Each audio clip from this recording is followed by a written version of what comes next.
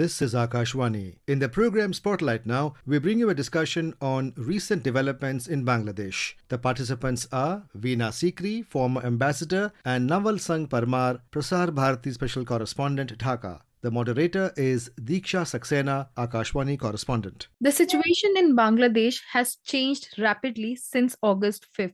Taking a quick recap of the events, Ms. Sheikh Hasina resigned as the Prime Minister of the country and left Bangladesh. As of today, she is in India. To discuss more on this, we have with us Ambassador Veena Sikri, who has served in Bangladesh, and we also have with us Mr. Naval Sangh Parmar, Prasar Bharati special correspondent, who covers Bangladesh and was there when these events unfolded. Ambassador Sikri, welcome to the program. Mr. Parmar, Thank you. Sure, thank you. First of all, Ambassador Sikri, for the benefit of our listeners, can you give a background to the current crisis which erupted in Bangladesh? Yes, let me be very brief about this. This is referred to as a student's crisis, as a student movement, as a student-led movement. But let me tell you clearly, this was a regime change operation. To give it a short background of this, why I'm saying like this, because the students' movement, the students have always been a very important part of Bangladesh life. They're very dynamic, they're very opinion leaders, and they played a big role in the freedom and liberation war of 1971. When, to give you one example, in 1971, when Yahya Khan was talking to Sheikh Mujib and he broke off the talks and left quietly for West Pakistan, he told the army to launch this genocidal Operation Searchlight. The first target was Sheikh Mujib to arrest him and bring him to West Pakistan. Second target was students in Dhaka University. So they've always been there, and that's why their role in the liberation war was such that they were given this 30% reservation, which became over time 56%.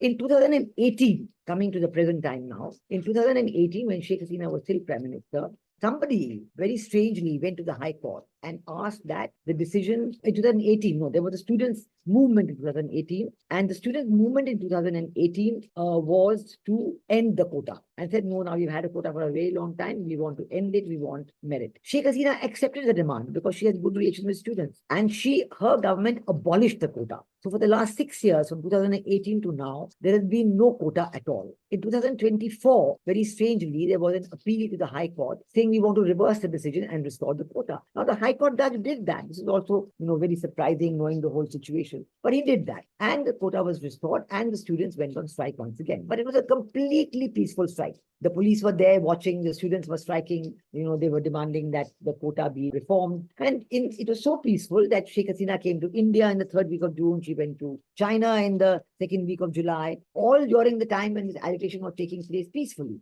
So it was completely peaceful right till 15th July. And very quickly, on the 14th of July, when she was in a press conference, she was asked a question about the quotas and said, yes, we are.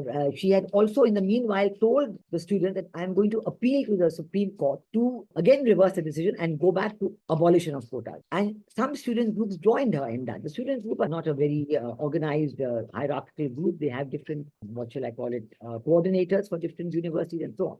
Some of them were with her on that. And then because of the press conference, because of her reference, yes, we had reserved for the students, for the children of freedom fighters, a special place for the civil service and public sector undertaking. And of course, we will do it for them, but not for the children of Razakar. This use of this word led to the students coming on to the Dhaka University, saying we are Razakars and using some violence. And the students being of the Awami League, the Chhatra League, opposed them and the violence started. Sheikh Hasina asked the students to be patient, said, I will do a judicial inquiry, and that she said that on 21st July, the Supreme Court is going to give a judgment. They gave the judgment. They reduced the quota. It was 5% for the children of freedom fighters and 2% for others. So it was 7% in all. And many students groups accepted it. They put a moratorium on their protest. They gave a list of 9 demands to Sheikh Hasina that we want to discuss these demands with you. And they had put a moratorium on their protest. And actually, despite that, and because the political parties had entered the fray, the violence escalated hugely and the army had to be called in. There was further violence. Police was there.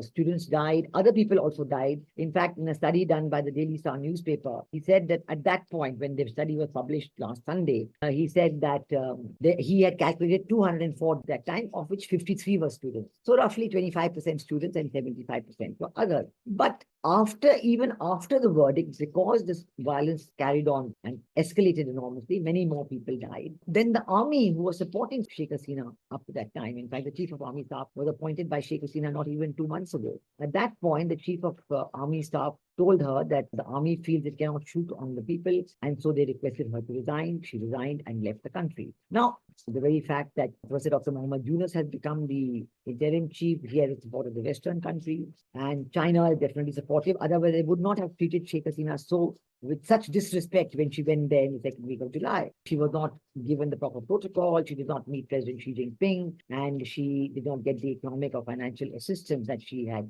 Ambassador So- Sikri, yes, actually, your answer has actually drawn my attention to another very important question. So I have two questions, one for you and the other one for our correspondent. So I would simultaneously ask both the questions.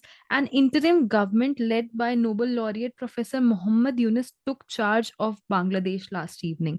Ambassador Sikri, what are your thoughts about the interim leader? And Mr. Parmar, I would like to ask you, what are the challenges for the interim government? Ambassador Sikri, first you. Yes, fine.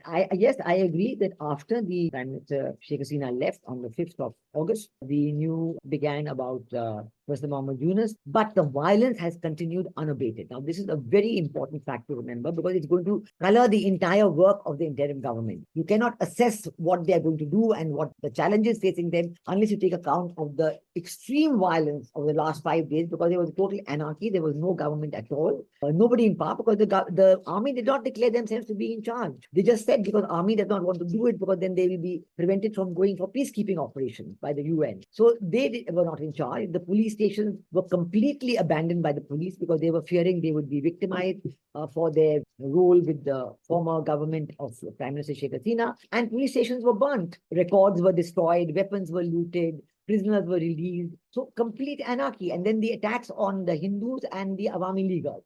Not only in Dhaka. Dhaka was perhaps was not so much. It was restrained, but not so much. But outside Dhaka, on the countryside, that is where the huge feedback about violence is coming in. In fact, there's been a demonstration in New York. So I think that we have to take account of this and see the challenge for the government of Dr. Muhammad Yunus is to end the violence. He himself has recognized it. He himself has that the violence must end, and if it does not, why am I here? So he knows this is his first challenge, but he is also describing this as the second liberation of Bangladesh. So this is the question everybody is asking. What does it mean? Second liberation, a liberation from the first liberation. So they are bringing down the statues of Sheikh Mujib. They are destroying many infrastructure projects of Sheikh Hasina, like the metro station, and where they cannot bring down the statue of Sheikh Mujib, or it's a mural, they're covering it with white cloth. And it's an effort, I think, to end whatever the first liberation war of 1971 stood for. Democracy, secularism, nationalism, social justice, all this is under threat, it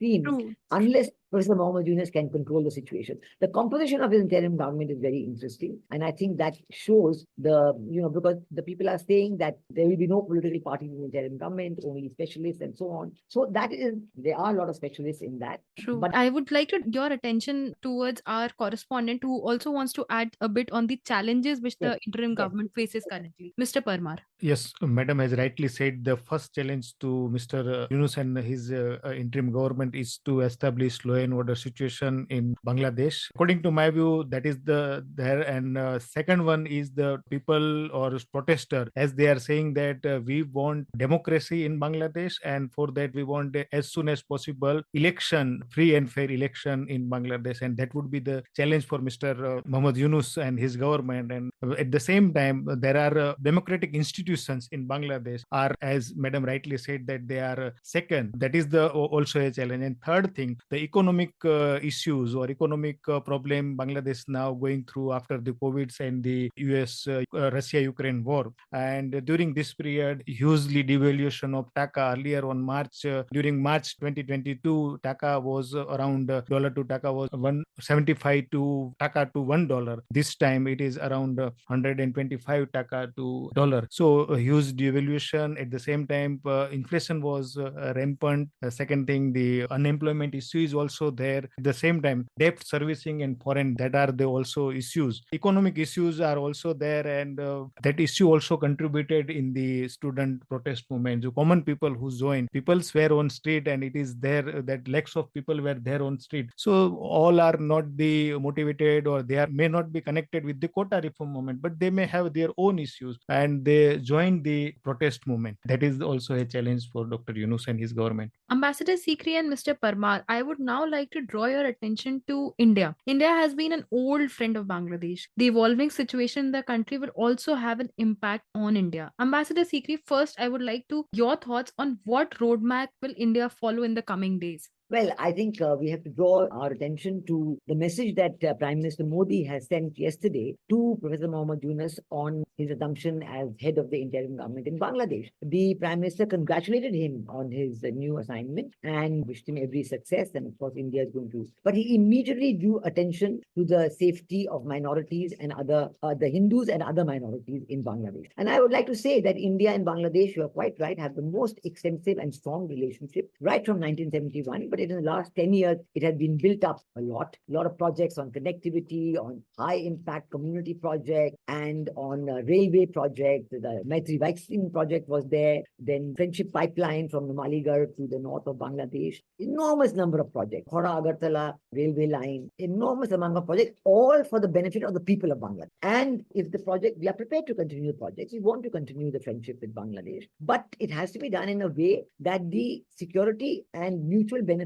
of the work is well established. We know that in the last 4 days, when there was complete anarchy, the Indian Consulate Center had been burned down. There's so much insecurity that the non-essential family staff has come back to India. We know that visa issuing has completely stopped. That will be a great blow for the people of Bangladesh. But because of the security issue, because you cannot assure the security of the Indian staff manning the visa centers, that's why you have stopped for that. This is a question that India has very clearly said that we are keen on continuing the good relations, but it has to be done on the basis of mutual benefit, and coming back to the mutual interest can be there to establish the continuation of the strong bonds, the strong economic cooperation, the strong relationship between India and Bangladesh in every field. Ambassador Sikri, you have rightly mentioned and you spoke about Indians. Mr. Parmar, I would like to ask you now, what is the situation of Indian students in Bangladesh, the Indian nationals working in different sectors? Can you please speak about their security, safety, and return to India? There were a security concern for the Indian nationals who were living there. And after the first phase of violence on 17, 18, 19, and 21, so most of the students, around 9,000 students, mostly they were MBBS course, they returned back to India. Some of them were having some issue related to visa and all that. And in that, Indian embassy, Indian High Commission helped them. And most of them are in returned back to India now. And the Indian nationals who are working in the other various sector and who are settled there with family or doing their job there, so they were also, some came back during first phase, and the remaining were there. And after the regime change, or on day before that, and after that also, once the flight operation become normal, it was just for 6 hours, it was disrupted. So people used to take flights and they are coming back. There are still many Indians there. Most of them are living in a close group, in vicinity to each other, so they are in contact with each other. They have a WhatsApp groups, and in that they are sharing with regarding the security threats and travel plan. They are helping each other. At the same time, Indian High Commission is also available on its helpline number, and they are also providing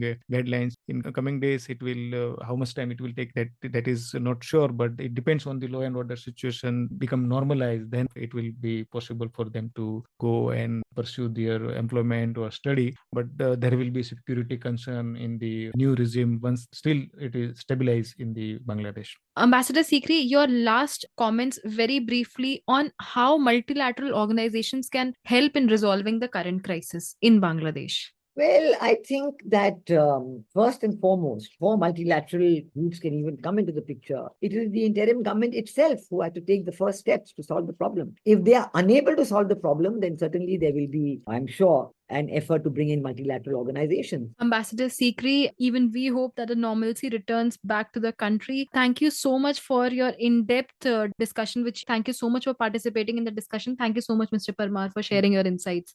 Thank you very much. Thank you. I enjoyed it. You were listening to a discussion on recent developments in Bangladesh. The participants were Veena Sikri, former ambassador, and Naval Sangh Parmar, Prasar Bharati special correspondent, Dhaka. The moderator was Diksha Saxena, Akashwani correspondent. This program was produced and presented by the News Services Division of Akashwani.